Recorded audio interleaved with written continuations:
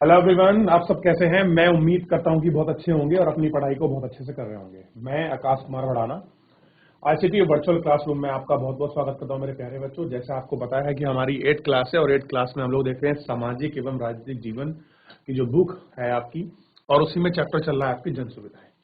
तो अभी तक हम आपका जन सुविधाओं के अंतर्गत इनमें बहुत सारी चीजों को आपका पढ़ चुके हैं और हमने देखा कि आखिर में जन सुविधा चीजों की मुहैया कराना कि किसकी रिस्पॉन्सिबिलिटी है। इसको भी हमने इसमें आपका बहुत अच्छे से गौर कर आपका एक एक को हमने इसमें आपका देख लिया था। और हम सबसे पहले आपको याद दिलाना चाहता हूं कि मेरे प्यारे बच्चों, हमने इसी के अंतर्गत विकल्पों की तलाश को हम लोग आपका पढ़ रहे थे। जो विकल्पों की वाक्य तलाश है उनको हम लोग आपका एक एक करके गौर करके हम लोग इसमें इन सारी चीजों को आपका देख रहे थे। ठीक, अब देखिए, ये भी हम लोग पढ़ चुके थे कि स्वास्थ्य संबंधित क्या चीजें हैं, कैसा उनका विस्तार है। अब सबसे पहले इस इमेज को देखिए और झुग्गी कैसे होती हैं, जो मैं आपको बताना चाह रहा था उस दिन। इमेज भी आपको दिखाई दी मैंने, आज एक बार फिर देखिए कि झुग्गी झोपड़ियां क्या होती हैं और कैसे इनमें जीवन है। देखिए, ये पानी के लिए इनकी पर्याप्तता है, इनके अपने घड़े को इन्होंने बाहर रखा हुआ है। तो और इस प्रकार पूरी लकड़ी और पन्नी से बना हुआ, कूड़े करकट से बना हुआ घर है। ऐसे भी लोग अपना जीवन यापन करते हैं। आप सोच सकते हैं कि लोग क्या करते हैं, ऐसा अपना जीवन यापन करते हैं। अब आप मुझे बताइए कि ऐसी स्थिति में कोई व्यक्ति अगर रह रहा है और अपना जीवन वो आपका जी रहा है, तो आप उस जीवन की स्थिति को महसूस कर सकते हैं, देख सकते हैं कि व्यक्ति की क्या स्थिति है इसमें। चलिए थोड़ा आगे देखते हैं जितना हमने इसमें देखा था। अब देखिए, 2001 की जनगणना के अनुसार 44% घरों में बिजली पहुंच चुकी है। इसका मतलब है कि 7 करोड़ 80 लाख परिवार में अभी अंधेरा है।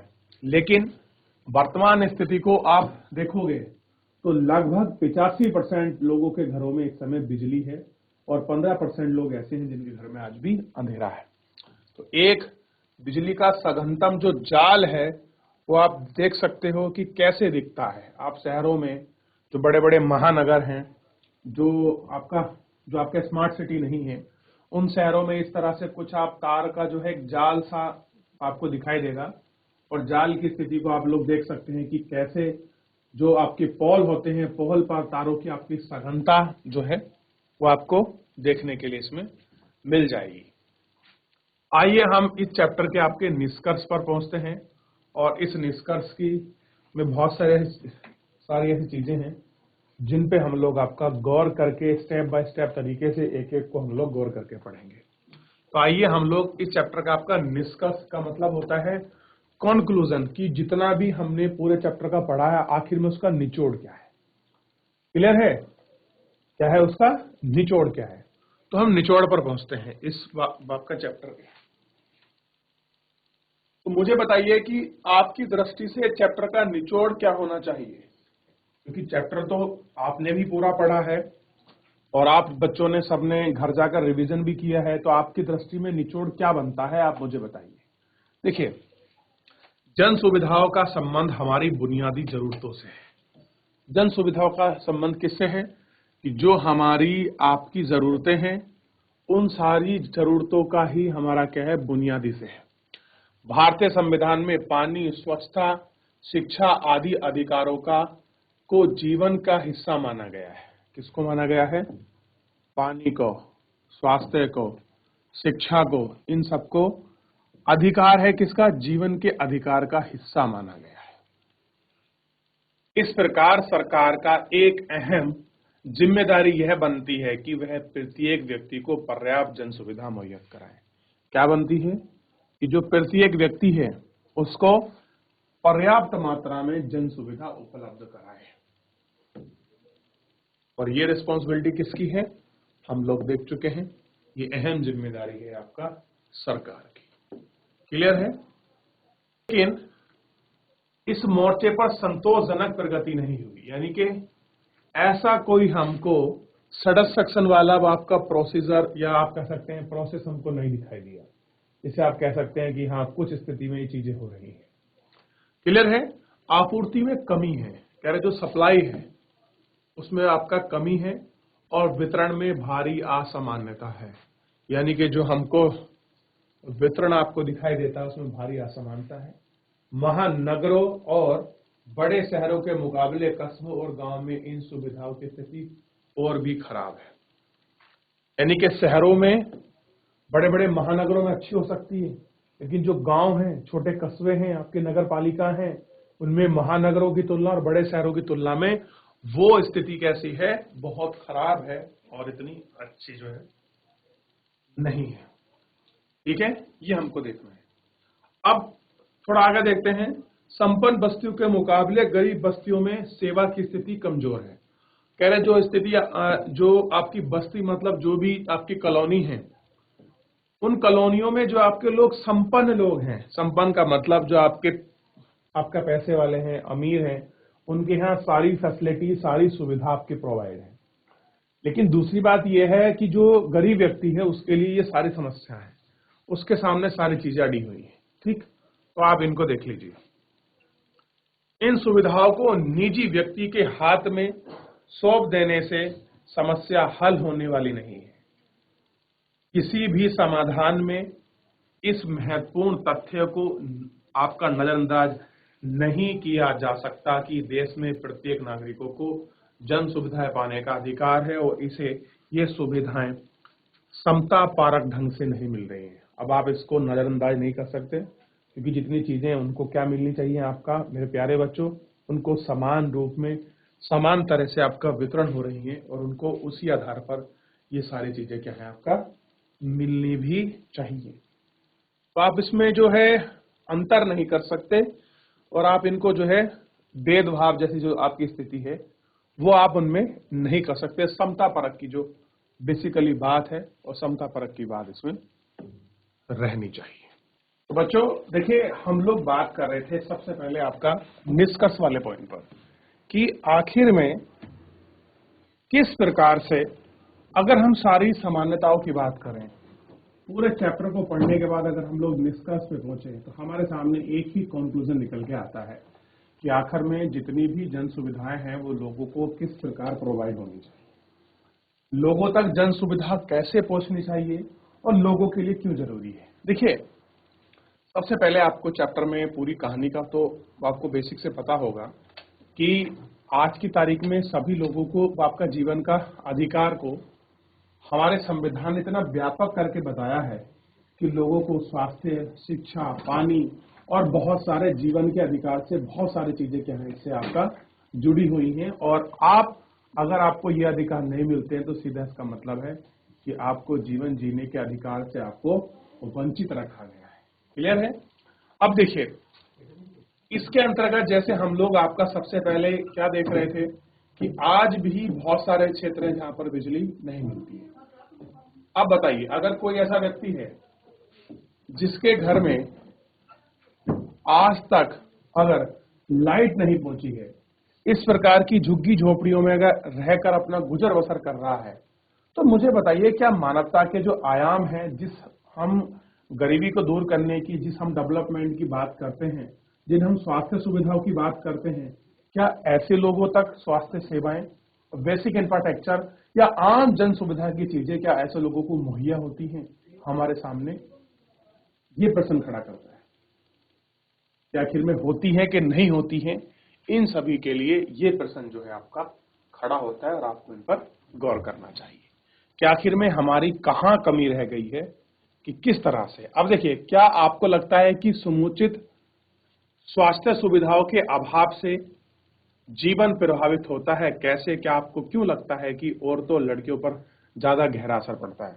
और कह रहे हैं कि जो महिला हैं और जो लड़कियां हैं उनके लाइफ पर कैसा इंपैक्ट पड़ता है, कैसे ज्यादा चीजें होती हैं, इसी को हम लोग आपका जो है थोड़ा गौर करके हम लोग आपका देखते रहेंगे और इसी पर हम लोग आपका बात भी करेंगे।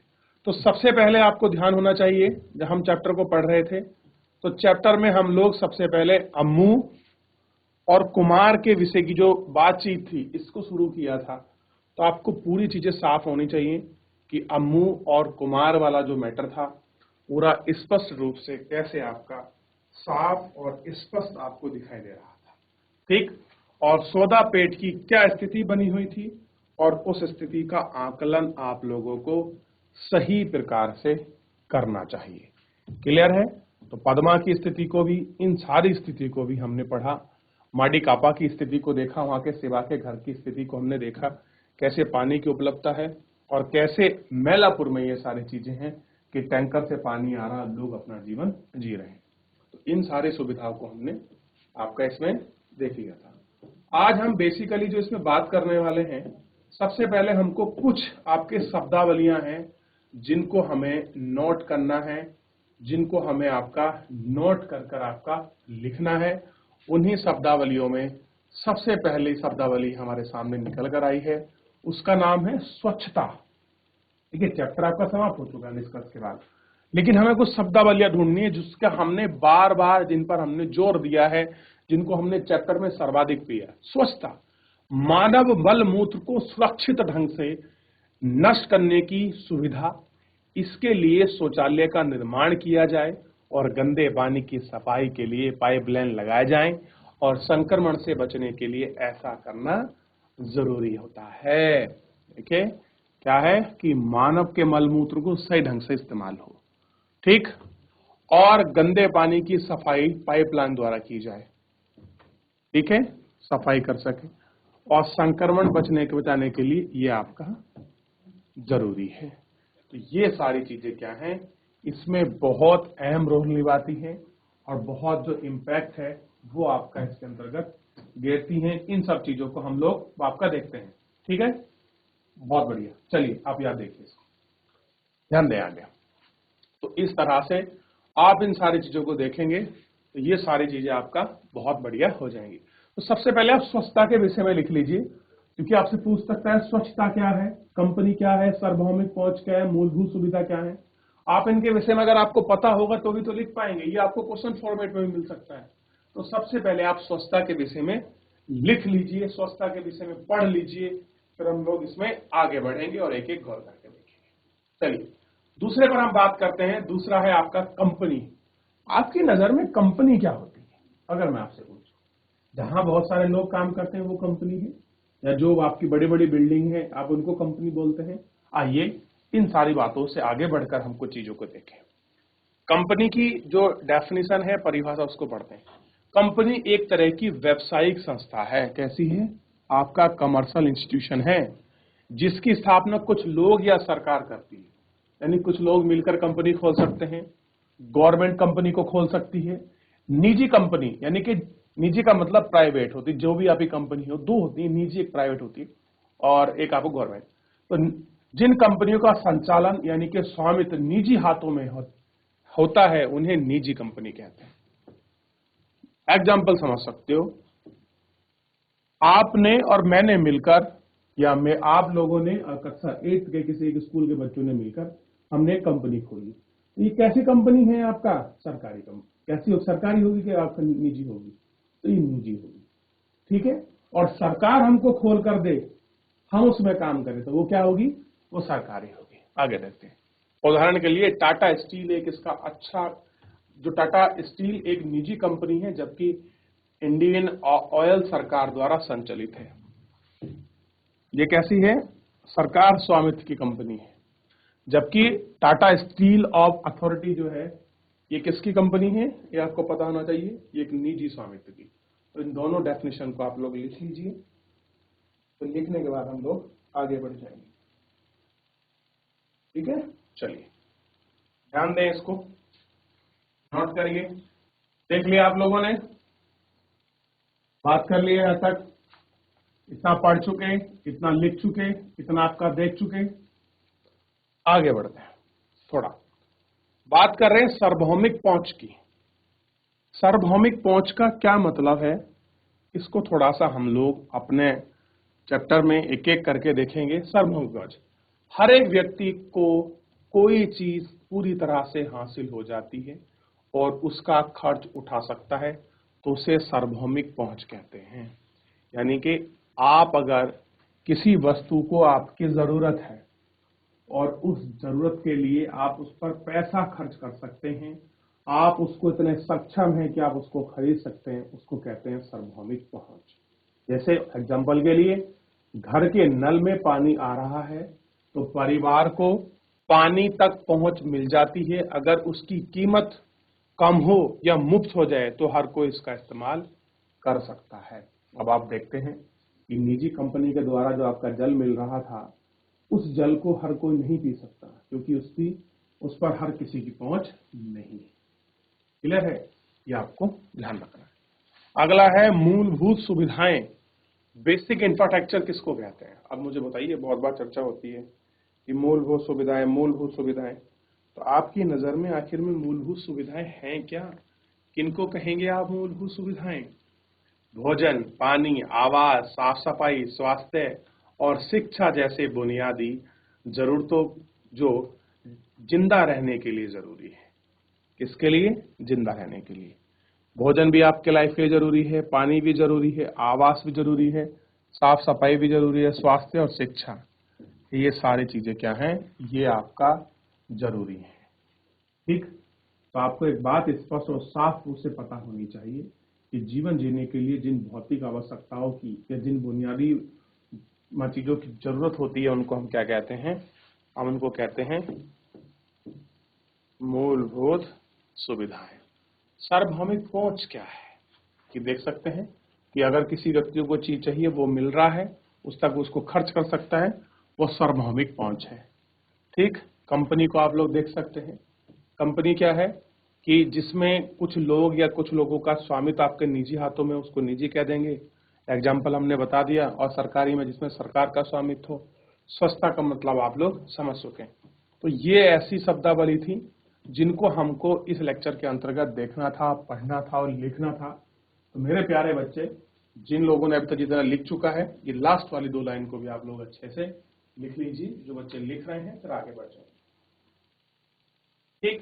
तो आपको इस चैप्टर को आपको एक एक करके सारी चीजों को बहुत अच्छे से गौर करके इसमें आपको देखना है, इस पर बात करनी है। चलिए आगे देखते हैं फिर इसके साथ। और हम लोग का जो चैप्टर है वो पूरा समाप्त हो गया, पढ़ लिया हम लोग इसमें। ठीक? अब ये आपको पढ़ना है।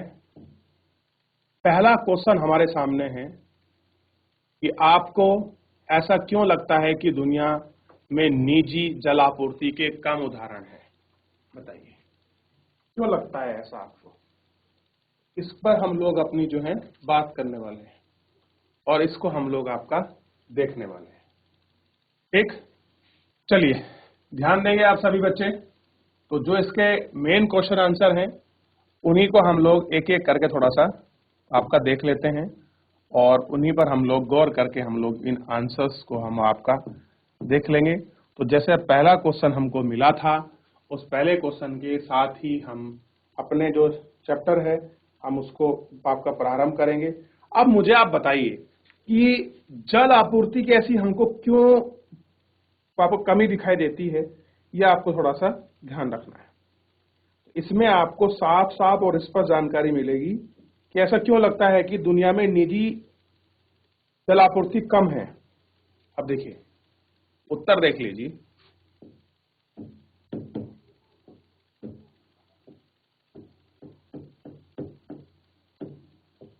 दुनिया में निजी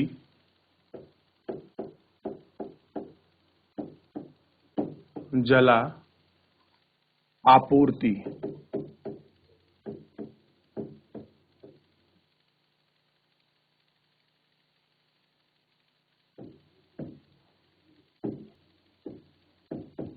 क्यों कम है?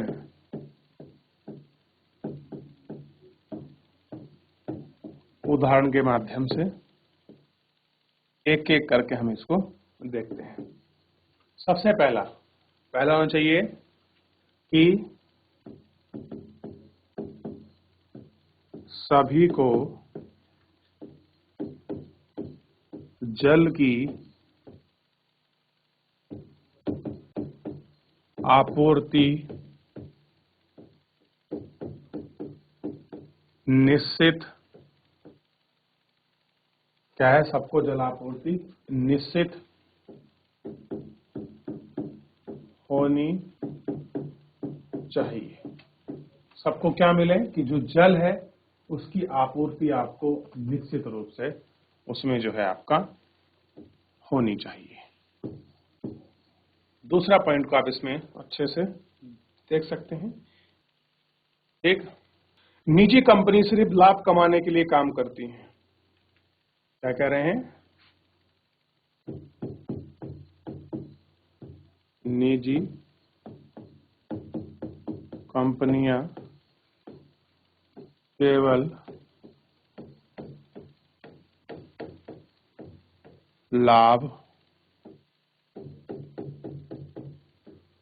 कमाने का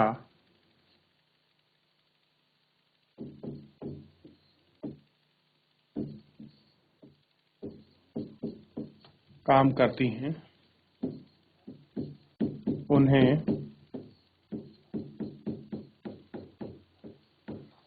लोगों की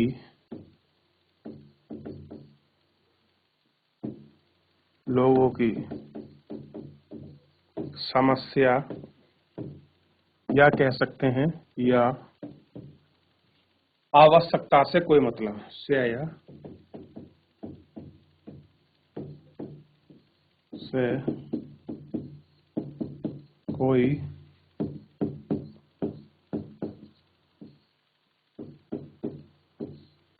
मतलब नहीं है। लिखिए 2 पॉइंटों को, फिर आगे बढ़ेंगे। इसमें लिख सकते हैं केवल उन्हें वो अपने लाभ कमाने के लिए काम करती है। करिए, जल्दी करिए, फिर अगला लिखेंगे। इसमें अगला पॉइंट लिखिए,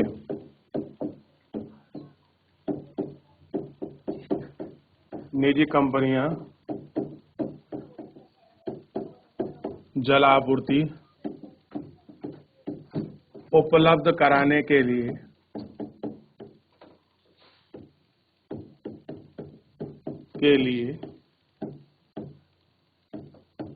ऊंची दर वसूल करती हैं।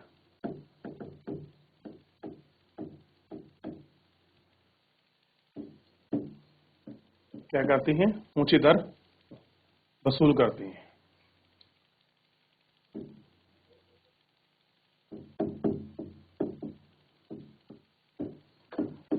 निजी कंपनियों के आपूर्ति में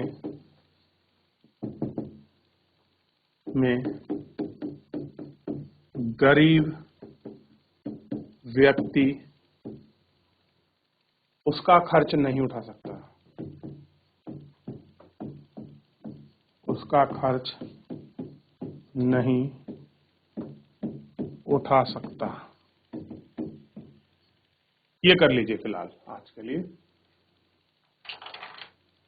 फिर इसमें हम और बहुत सारी चीजें हैं जिनको हम लोग आपका नेक्स्ट लेक्चर में गौर करके देखेंगे और इन पर हम लोग अपनी बात भी करेंगे।